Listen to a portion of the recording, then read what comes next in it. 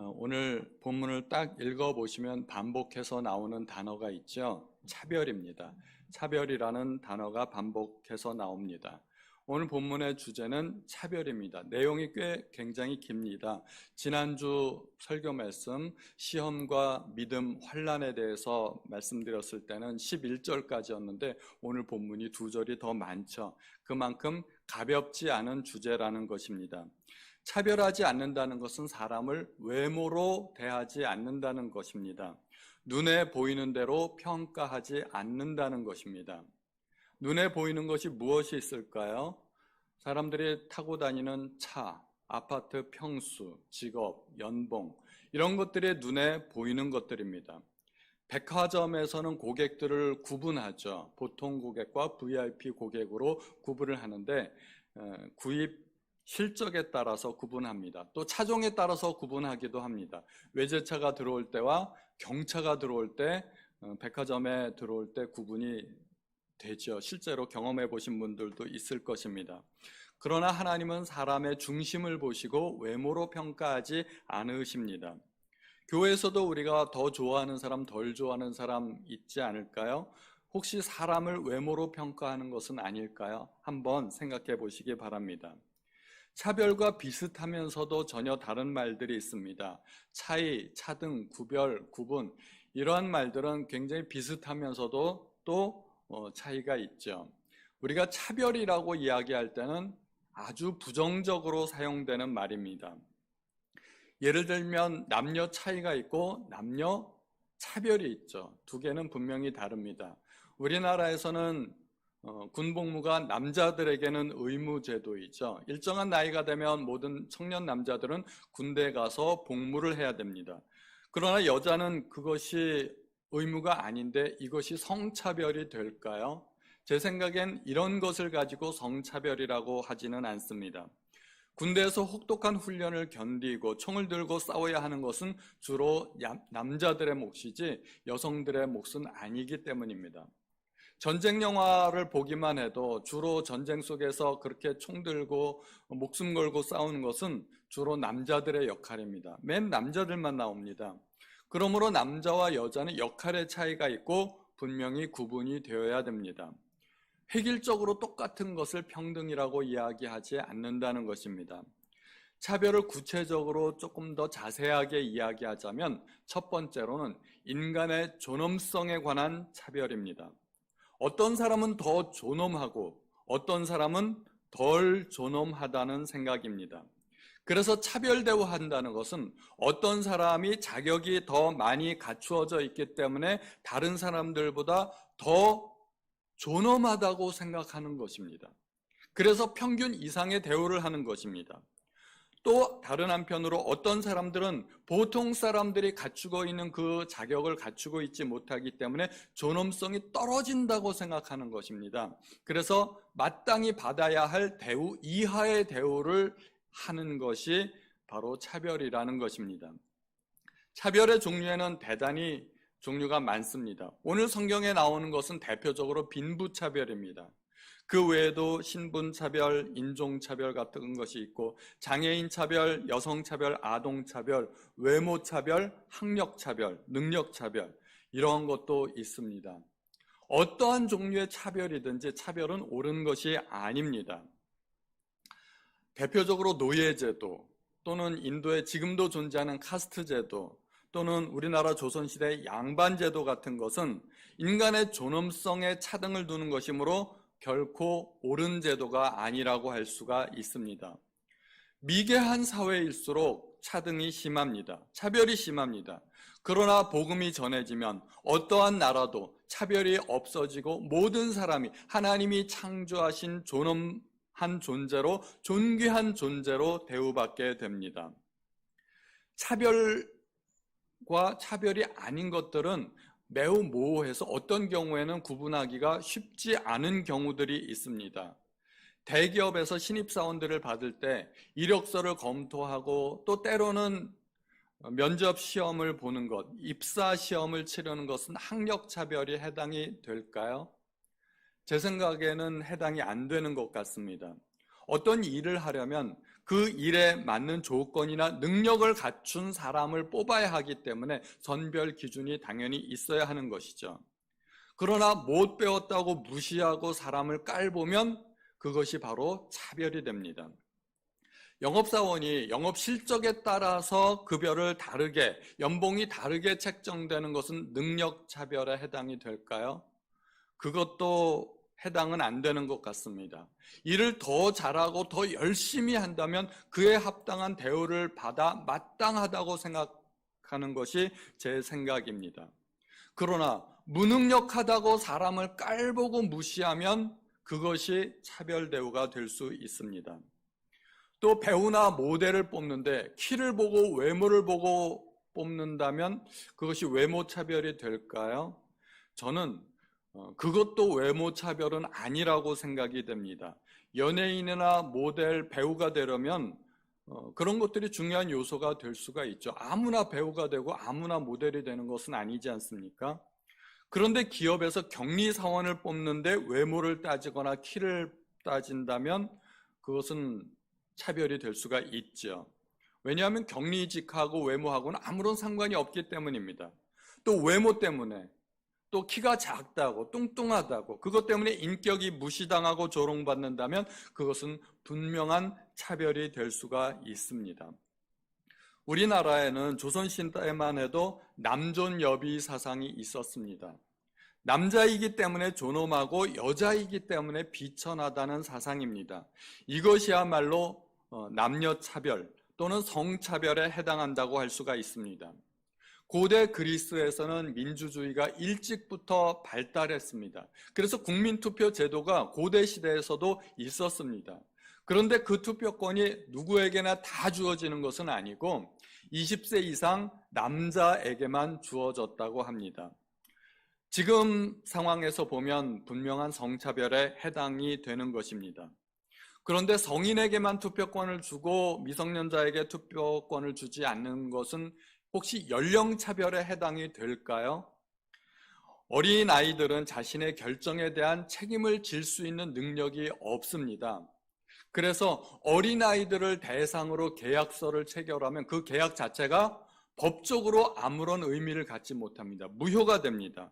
그런 의미에서 미성년자에게는 투표권을 주지 않는 것이고 그것은 연령차별에 해당한다고 볼 수가 없는 것입니다. 그러므로 우리는 차별과 차별이 아닌 것들을 좀 잘 구분할 수 있어야 됩니다. 오늘 본문에는 여러 종류의 차별이 있지만 구체적으로 빈부의 차별에 대한 예가 나와 있습니다. 성경에서는 빈부만 차별하지 말라는 것이 아니라 사람을 차별하여 대하지 말라는 것이 주된 요점입니다. 그리고 그 예로 빈부차에 대한 이야기가 나와 있는 것입니다. 빈부차별은 무엇일까요? 부자는 더 존엄하기 때문에 존중받아야 되고 가난하면 인간의 존엄성이 떨어지기 때문에 함부로 대해도 된다는 생각입니다. 마땅히 그 생각은 없어져야 될 옳지 않은 생각입니다. 어떠한 경우에도 인간의 존엄성에는 차별이 없습니다. 차이가 없습니다. 그 이유는 첫 번째로 하나님께서 생명을 주셨기 때문입니다. 어떠한 사람도 하나님께로부터 생명을 받지 않은 사람이 없습니다. 모든 사람은 하나님께로부터 생명을 받았기 때문에 존엄한 것입니다. 그리고 모든 사람은 하나님의 형상대로 지음을 받았기 때문에 존엄한 것입니다. 내가 보기에 어떤 사람은 좀 존귀해 보이고 덜 존귀해 보일 수 있을지는 몰라도 그 사람 속에는 하나님의 형상이 내재되어 있다는 것입니다. 또 마지막으로 하나님은 사람을 차별 대우하지 않으십니다. 그리스도께서 십자가에 못 박혀 돌아가신 것은 믿는 모든 사람을 위한 것입니다. 거기에는 남녀나 인종, 국가 또는 신분, 재산, 학력의 차이가 있을 수 없습니다. 그리스도께서는 모든 믿는 사람들을 위해서 십자가에 못 박혀 돌아가셨다는 것입니다. 그래서 로마서 3장 22절에 이렇게 말씀하고 있습니다.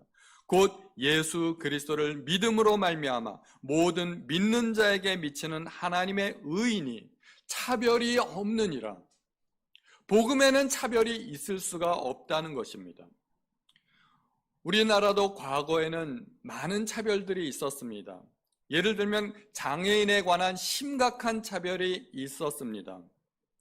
누가복음 14장 13절 말씀에 보면 잔치를 베풀거든 차라리 가난한 자들과 몸 불편한 자들과 저는 자들과 맹인들을 청하라고 말씀하고 있습니다.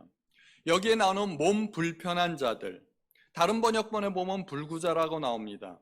예전 성경에, 우리가 성경의 번역이 바뀌기 이전에는 이 몸 불편한 자를 뭐라고 표현했는지 아십니까? 그들을, 병든 몸을 갖고 있는 사람들을 뭐라고 불렀을까요? 직접 우리가 성경을 한번 보겠습니다. 누가복음 똑같은 14장 13절에 잔치를 배설하거든 차라리 가난한 자들과 병신들과 저는 자들과 소경들을 청하라고 이야기하고 있습니다. 몸 불편한 자를 병신이라고 표현했다는 것입니다. 병든 몸. 그러니까 이 말이 성경에도 나오는 말이기 때문에 원래의 의미는 그렇게 상스러운 말이 아니라는 것입니다. 정상적인 용어인데 우리는 그 말을 어떻게 사용했나요? 욕설로 많이 사용했습니다. 건강한 사람에게도 이 말을 사용하면 이것이 그 사람을 모욕하는 의미로 사용되었다는 것입니다. 욕 중에서도 아주 쌍욕에 해당하는 아주 저질스러운 단어입니다. 이 불구자라는 이 단어를 욕설로 사용했으니 장애인에 대한 차별과 모독이 얼마나 심했겠는가 하는 것을 우리가 생각해 볼 수 있다는 것입니다. 그래서 용어를 바꾼 것입니다. 몸 불편한 자 또는 다른 번역에서는 불구자로 바꾸었습니다. 제가 다른 교회 목사님들 설교를 종종 듣는데 송태근 목사님 설교를 듣다 보니까 송 목사님은 젊은 시절에 장애인 교회에서 심우하셨다고 합니다. 담임 목사님이 시각장애인이셨습니다. 그래서 담임 목사님이 외출할 때는 송태근, 그 당시에는 전도사님이셨겠죠. 송 전도사님께서 담임 목사님을 부축하고 길을 안내하셨다고 합니다. 당시 장애인들은, 시각장애인들은 까만 선글라스를 끼고 하얀 지팡이를 들고 다녔습니다. 오래되신 분들은 좀 기억하실 것입니다. 흰 지팡이를 들고 다니면 무조건 시각장애인이었습니다. 그런데 멀리 가려면 버스를 타야 되는데 버스 기사가 태워주질 않는다는 것입니다. 시각장애인이 혼자만 타려고 그러면 아예 서지도 않고 그냥 가는 경우도 있고, 타면 내리라고 욕을 하고 그런 경우도 있었습니다. 할 수 없이 택시를 타려고 하는데 택시조차도 서질 않습니다. 어쩌다 택시를 세우게 되었는데 장애인 목사님을 태우려고 하면 그 기사가 온갖 욕을 다 하고 그냥 지나가더랍니다. 송 목사님이 하도 화가 나서 한 번은 짱돌을 들고 있다가 지나가는 택시에게 던졌답니다. 그래서 경찰서까지 간 경험도 있었다는데 이것이 우리나라 과거의 현실입니다. 장애인에 대한 심각한 차별과 모독이 있었던 것입니다. 물론 지금은 그렇지 않습니다. 지금은 장애인에 대한 인식이 많이 달라졌기 때문에 많이 대우해주고 있는 형편입니다. 또 연령차별도 있죠. 우리나라 과거에 했던 말들 중에 하나, 애들은 가라 하는 말들이 있죠. 나이가 어리다고 해서 무시당해도 되나요? 그렇진 않습니다. 어린 아이들은 어린 아이들 나름대로 존중받고 그들의 인격이 있는 것입니다. 나이가 어린 사람을 보통 아이 또는 애라고 부릅니다. 그런데 아이를 낮추어서 부르는 용어가 있습니다. 꼬마, 꼬맹이입니다. 이것은 조폭세계에서 잔심부름이나 하는 아이들을 낮추어서 부르는 말이라고 합니다. 야, 꼬마야, 담배 한 갑 사와. 이런 식으로 말을 했다는 것입니다. 그런데 아이를 높여 부르는 말이 없었는데 그 말을 만드신 분이 계십니다. 우리가 잘 아는 대로 소파 방정환 선생입니다. 그분은 아이를 일컬어서 어린이라고 부르기 시작했습니다. 만약에 그분이 안 계셨더라면 어린이라는 말은 지금도 존재하지 않는 단어였을 것입니다. 그분을 기준으로 해서 그분 이전과 이후에 어린이들의 지위가 하늘과 땅처럼 달라지게 되었습니다. 그분은 우리나라 어린이들의 인권 대우에 있어서 한 획을 그으신 굉장히 소중한 분이라고 말씀드릴 수 있겠습니다. 주로 사회가 미개할수록 발달이 안 되어 있을수록 여자와 아이, 장애인에 대한 편견도 많고 무시도 많습니다. 왜냐하면 그들은 사회적 약자이기 때문입니다. 강자가 군림하고 약자는 굴복해야 하는 그러한 사회는 힘이 지배하는 사회이고 사탄적인 세상입니다. 아주 나쁜 나라라고 말씀드릴 수가 있습니다. 그런데 복음이 들어가면 이런 모든 편견이 깨어지게 됩니다. 그리고 모든 사람들이 평등한 대우를 받게 됩니다. 모든 사람이, 모든 생명이 존중받게 됩니다. 선진국일수록 오히려 약자들이 더 보호받고 대우받게 됩니다. 재난이 닥쳤을 때 가장 먼저 구출되는 사람들이 선진국 사회에서는 여자와 아이들입니다. 우리나라도 전철에 노약자석이 있죠. 우리나라가 그만큼 발전했다는 이야기입니다. 과거에 비해서 상상도 할 수 없을 만큼 많이 좋아졌습니다. 우리나라의 사회적 약자들에 대한 보호가 예전에 비해서 이만큼 좋아진 이유는 GNP가 높아져서일까요? 단순히 경제적인 이유는 아니라고 생각합니다. 제가 확실하게 믿기로는 우리나라에 복음이 들어왔기 때문입니다. 주님은 약자 편이십니다. 성경에서 하나님의 특별한 배려 대상, 보호 대상이 있습니다. 과부와 고아와 나그네들입니다. 하나님께서는 이 사람들을 철저하게 보호하셨습니다. 그들이 죄를 짓지 않고도 이스라엘 사회에서 먹고 살 수 있도록 하나님은 율법으로 그들을 보호하셨던 것입니다. 어느 신학교에 장애인 학생이 입학했다고 합니다. 다리 장애인인 것 같습니다. 어떤 장애인지 구체적으로 잘 모르는데 이 장애 학생을 위해서, 그전에는 그런 장애인 학생이 없었는데 이 장애 학생을 위해서 신학교에서 막대한 거금을 들여서 계단을 다 뜯어 고치고 또 엘리베이터까지 다 수리하고 그렇게 했답니다. 그러는데 들어간 돈이 2억이랍니다. 저는 매우 훌륭한 일이라고 생각합니다. 단 한 명의 학생을 위해서 신학교에서 이렇게 많은 돈을 들였다는 것이 얼핏 생각하면은 이거 좀 과한 일 아닌가 생각할 수 있지만 그만큼 인간을 존중히 여긴다는 증거가 될 수 있습니다. 저는 매우 훌륭한 일을 그 학교에서 했다고 생각합니다. 대한민국에서 지금은 많이 사라지기는 했지만 지금도 일부 존재하는 차별 가운데 하나가 인종차별입니다. 대한민국에서 일하는 외국인 노동자들, 본이든 본이 아니든 한국 사회에서 살다 보면 한국어를 배우게끔 되어 있습니다. 그런데 그들이 가장 먼저 배우는 단어들이 욕설이라고 합니다. 안타까운 일이죠. 어디서 그런 말을 배웠냐고 물어보면 사장님이요 라고 대답한답니다. 왜 그들에게도 엄연한 이름이 있고 그들에게도 인격이 있는데 왜 그들은 대한민국 사회에서 쌍욕으로 불려야만 했을까요? 예전에 우리나라 근로자들도 외국에 나가면 온갖 학대를 다 받았습니다.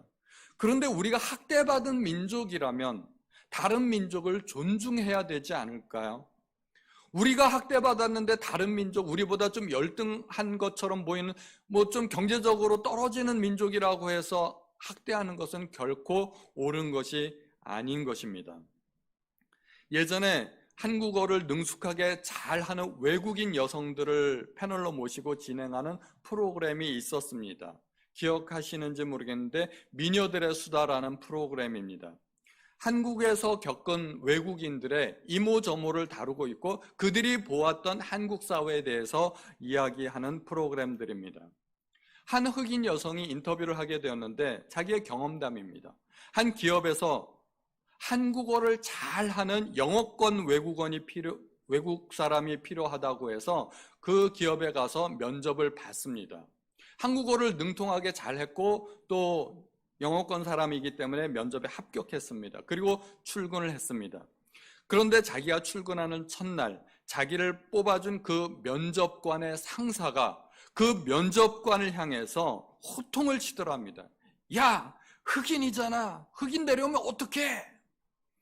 라고 이야기했답니다. 그리고 그 외국인은 그날로 해고가 되었다는 이야기를 눈물을 흘리면서 하소연하는 것을 제가 본 적이 있었습니다. 원래 그 프로그램은 오락 프로그램입니다. 사람들이 그 프로그램을 보면서 웃고 떠들고 재밌어야 하는데 그 시간만큼은 모두가 숙연한 자세를 가졌고, 저는 시청자에 불과했는데도 불구하고 그 프로그램을 보면서 제 얼굴이 얼마나 화끈거렸는지 알 수가 없습니다. 제가 기억이 나기 때문에 말씀을 드리는 것입니다. 우리도 지금도 유럽이나 미국에 가면 알게 모르게 조금씩 인종차별을 받습니다. 그런 홀대를 받으면서 우리도 피부색이 좀 하얗면 절절매고 검으면 무시하는 그런 습성을 알게 모르게 갖고 있는 것은 모순이 아닐까요? 인간의 존엄성이 피부 색깔에 의해 결정되는 것이 아닙니다. 그래서 요즘은 살색이라는 단어를 안 쓴다고 합니다. 제가 어렸을 때만 해도 살색이라는 말을 썼는데 고동색과 핑크색의 중간쯤 되는 그 단어, 우리는 살색이라고 불렀지만 살색이 인종에 따라서 달라지는 것이므로 세계화 시대에 그런 용어는 맞지 않다는 것입니다. 참 불행하게도 그리고 안타깝게도 대한민국에만 존재하는 최고의 차별이 있습니다. 이게 바로 갑질입니다. 이건 영어로 번역도 안 됩니다. 그래서 그냥 영어로도 갑질이라고 부른다고 하는데, 갑은 존엄하고 을은 비천한 존재이므로 갑은 을에게 함부로 대해도 된다는 아주 옳지 않은 생각입니다. 대체로 갑은 노사간의 사용자에 해당하고 돈 내는 사람이고, 또 을은 노동자 또는 돈을 받는 사람에 해당이 됩니다. 우리는 그런 이야기를 종종 듣습니다. 아파트에서 주민이 나이 많은 경비원들한테 함부로 대하고 하인이니 종이니 하는 그런 단어들을 사용하고 폭행까지 했다는 그런 뉴스가 TV에서 나왔던 적이 있습니다. 또 우리나라 2014년도에 잘 아실 겁니다. 땅콩 회항 사건이라고 유명한 사건이 있었습니다. 대표적인 갑질입니다. 대한항공 부사장이 탄 비행기에 기내 서비스로 땅콩이 나왔는데 그 땅콩을 접시에 내주지 않았다고 야 비행기 돌려 해서 비행기가 회항했다는 아주 유명한 이야기입니다. 또 소상공인들에게 일반 시민들을 대상으로 영업을 하고 음식점을 하는 그런 장사하시는 분들에게 별점을 무기로 갑질하는 시민들도 고객들도 있다고 합니다. 그래서 별점 제도를 아예 없애는 방안을 검토하고 있다고 합니다. 이게 다 갑질입니다. 직장 내에서 지위가 높다고 자기보다 나이가 많은 부하 직원에게 야 너라는 단어를 함부로 쓰고 인격을 모독하는 그런 갑질도 있습니다. 어떠한 종류의 갑질이건 갑질은 사라져야 됩니다. 갑이라고 해서 을의 인격을 모독해도 되나요? 갑은 존엄하고 을은 비천하다는 생각이 도대체 어디에서 나온 것일까요? 제 생각에는 갑의 몰상식에서 나온 망상이 아닌가 그렇게 생각이 됩니다. 갑질을 많이 당하는 사람들 중에 대표적으로 감정 노동자들이 있습니다. 고객을 응대하거나 전화 상담을 하는 사람들이 고객으로부터 폭언을 당했을 경우에 욱하고 올라오더라도 꼭 하고 참아야만 하는 그런 상황 때문에 그들을 감정 노동자라고 부릅니다. 2018년 10월에 감정 노동자 보호법이라는 것도 생겼습니다. 감정 노동자들도 누군가의 아내이고 누군가의 엄마이기도 하고 또 누군가의 사랑하는 딸일 수가 있습니다. 고객들로부터 절대로 갑질을 당해도 될 만한 사람들이 아니라는 것입니다. 어떠한 경우에도 갑질은 대한민국에서 사라져야 할 병폐입니다. 참고로 저는 교회관에서 생각해 봤습니다. 교회에서는 누가 갑일까요? 돈 내는 사람이 갑이고 돈 쓰는 사람이 을이라면 성도님들이 갑이고 교역자들 을이 아닐까 그런 생각도 해봤습니다. 제가 어느 대형 교회 가봤더니 교역자 전용 엘리베이터가 있더군요. 교역자들에 대한 특별 대우일까? 제가 잠시 생각을 해봤습니다. 이것도 차별의 일종일까? 저는 효율성을 위해서는 그럴 수도 있다고 생각이 들었습니다. 주일이 되면 막 성도들이 구름대처럼 몰려듭니다. 그분들은 대개 한 번 계단을 오르내리고 예배 드리고 가면 끝이지만 교역자들은 하루 종일 오르락 내리락 하면서 사무실에 갔다 예배당에 갔다 그렇게 해야 되지 않습니까? 효율성을 위해서라면 교역자를 위한 엘리베이터도 괜찮다고 생각이 됩니다. 이거는 성도들을 무시하는 행동이 아니라는 거죠. 또 우리 교회 막연한 상상으로 한번 생각해 봤습니다. 만약에 우리 교회 시장이나 구청장이 방문한다면 예배 끝나고 귀빈실로 모시는 것이 합당할까? 그것은 혹시 차별 대우 아닐까 생각해 봤습니다. 저는 한참을 생각한 후에 그것은 마땅한 일이라고 생각이 되었습니다. 지역사회를 위해 봉사하는 공무원들에 대한 합당한 예우를 갖추어야 한다고 생각이 들었습니다. 예를 들어 만약에 조금 극단적으로 대통령이 우리 교회를 방문한다면 모른 척할 수 있을까요? 고위공직자들이 교회를 방문한다면 그에 합당한 예우를 갖추어야 된다고 저는 생각이 됩니다.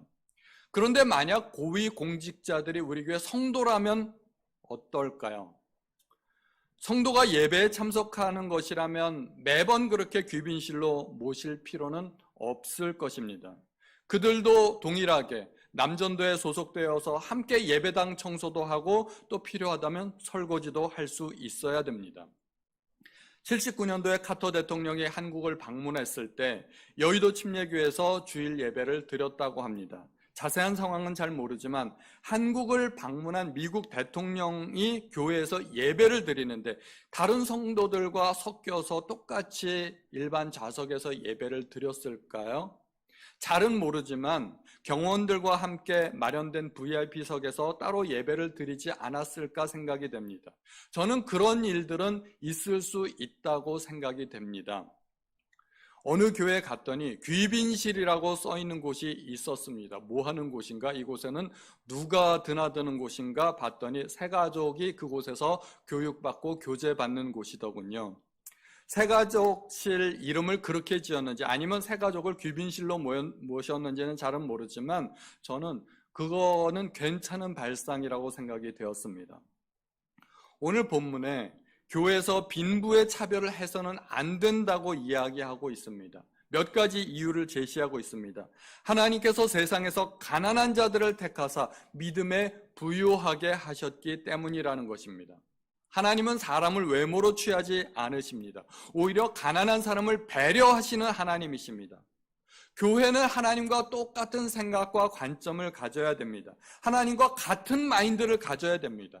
하나님께서 가난한 사람들을 소중히 여기셨다면 교회도 가난한 사람을 소중히 여길 수 있어야 됩니다. 또한 두 번째로 하나님께서 사랑하는 자들에게 약속하신 나라를 상속받게 하신 것은 1차적으로 가난한 자들이라는 것입니다. 누가복음 4장 18절에 주의 성령이 내게 임하셨으니 이는 가난한 자에게 복음을 전하게 하시려고 내게 기름을 부으시고 나를 보내사 포로된 자에게 자유를 눈먼 자에게 다시 보게 함을 전파하며 눌린 자를 자유롭게 하려 하심이라고 말씀하고 있습니다. 복음은 당연히 온 세상 모든 사람을 위한 기쁜 소식입니다. 그런데 그 복음이 가장 먼저 전달된 사람들은 가난한 사람들이었습니다. 예수께서 이 땅에 태어나셨을 때 그 기쁘고 영광스러운 소식들은 부유한 자들에게 전달되지 않았고 들판에서 밤 늦게까지 양을 치고 있는 목자들에게, 가난하고 천한 사람들에게 먼저 전달되었던 것입니다. 또한 성도들을 억압하고 법정으로 끌고 가는 사람들은 부자들이라는 것입니다. 부자들이 땅 투기하고 부자들이 사재기하고 부자들이 주식시장을 다 쓸어가고 부자들이 분식회계하고 대기업이 중소기업을 잡아먹는 세상입니다. 부자들이 더욱더 부자가 되면 가난한 사람들은 더 가난하게 될 수밖에 없다는 것입니다. 그러면 성경에서 부자들을 증오하라고 이야기하는 것일까요? 그런 말은 아닙니다. 부자들에게 헛된 기대를 하지 말라는 것입니다. 만약에 교회에서 부자들에게 특별 대우를 한다면 그 이유가 무엇일까요? 부자들이기 때문에 아마 교회에서 좀 도움이 될 수 있을 것이라고 착각하기 때문이 아닐까 생각이 듭니다. 그러나 부자라고 해서, 돈이 많다고 해서 헌금 더 많이 하는 것은 결코 아닙니다. 아무리 부자라도 믿음이 없으면 헌금 못합니다. 가난해도 믿음 있으면 헌금할 수 있습니다. 헌금은 믿음의 문제이지 결코 재물의 문제가 아니기 때문입니다. 또 율법 중에 최고의 법은 내 이웃 사랑하기를 내 몸과 같이 하라는 것입니다. 아무리 예배를 잘 드리고 성경을 많이 알고 기도를 많이 해도 더 중요한 것은 이웃을 사랑하라는 것입니다. 성경은 사람을 차별하는 것을 범죄 행위로 지정하고 있습니다. 성도를 차별하지 않는 것은 이웃을 사랑하라는 이 최고의 법을 지키는 것이라는 말입니다. 죄를 지으면 마땅히 처벌해야 되지 않습니까? 내가 이웃을 사랑하지 않는다는 것은 그것은 내가 율법에 의해서 정죄당하는 것이고 내가 범죄자로 낙인 찍힌다는 것입니다. 계명 중에 어떤 계명은 지켜도 되고 어떤 계명은 안 지켜도 되고 그런 계명이 있나요? 모든 계명이 다 동등한 계명이라는 것입니다.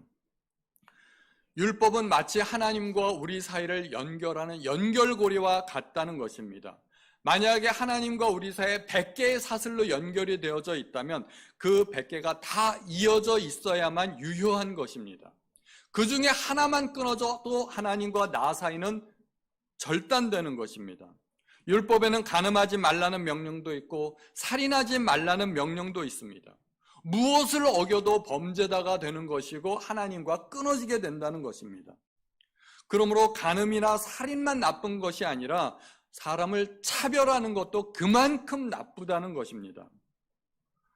목사가 교회에서 간음하면 교회에서 쫓겨나게 되죠. 그런데 목사가 성도를 차별 대우하면 어떻게 될까요? 똑같은 대우를 받아야 된다는 것입니다. 목사가 교회에서 성도를 차별 대우면 그런 목사는 교회에서 쫓겨나도 마땅하다고 이야기를 하는 것입니다. 차별이나 간음이나 살인이나 다 똑같은 죄고 나쁜 것입니다. 만약에 차별 대우함으로써 살인자나 간음한 것과 똑같이 취급받는다고 하면 누가 차별을 하겠습니까? 그러므로 야고보는 자유의 율법대로 심판받을 사람처럼 말하고 행동하라고 하는 것입니다. 긍휼을 행하지 아니하면 긍휼 없는 심판을 우리가 받게 될 것입니다. 살인이나 간음은 큰 죄고 사람 차별 대우하면 그것은 조금 작은 죄고 우리는 무의식적으로 그런 생각을 하는데 그런 생각을 아예 버려야 된다는 것입니다. 우리가 사람을 차별한다면 그것은 내 생각보다 큰 죄라는 것을 우리가 알아야 됩니다. 나는 사람 차별 안 해라고 생각하시겠죠? 차별은 안 해도 특별히 더 친한 사람은 있지 않습니까? 교회 내에서 혹은 직장에서 모든 사람과 친해보려는 노력은 한번 해보셨나요? 어떤 사람은 아예 만나고 싶지 않고 대화하고 싶지도 않은 그런 사람이 있지는 않나요? 내가 싫어하는 사람, 더 좋아하는 사람, 만약에 그런 것이 있다면 알게 모르게 내 속에서 차별이 싹트고 있다는 것을 우리는 생각해야 됩니다. 차별의 시작일 수가 있습니다. 우리는 우리가 만나는 모든 사람을 하나님께서 귀하게 여기시는 존귀한 존재로 대할 수 있어야 될 것입니다. 더 나아가서 내 주변에 가난하고 병들고 옥에 갇히고 그런 사람들 중에 예수님이 존재하실 수 있다는 것입니다. 우리가 언제 주님께서 헐벗었을 때 입을 것을 드렸고 주님께서 목말라 하셨을 때 마실 것을 드렸고 주님께서 배고파 하실 때 언제 내가 먹을 것을 드렸습니까? 주님께 여쭈어볼 때 주님께서는 내 형제 중에 지극히 작은 자 하나에게 한 것이 곧 내게 한 것이라고 말씀하셨습니다. 내 주변에 정말 못나 보이는 사람, 부족해 보이는 사람, 모든 사람들에게 따돌림 받고 있는 사람, 그런 사람들에게 내가 행동하는 것이 주님께 한 행동일 수도 있다는 것입니다. 우리는 모든 사람을 존귀한 사람으로 대할 수 있으시기를 예수님의 이름으로 축원드립니다.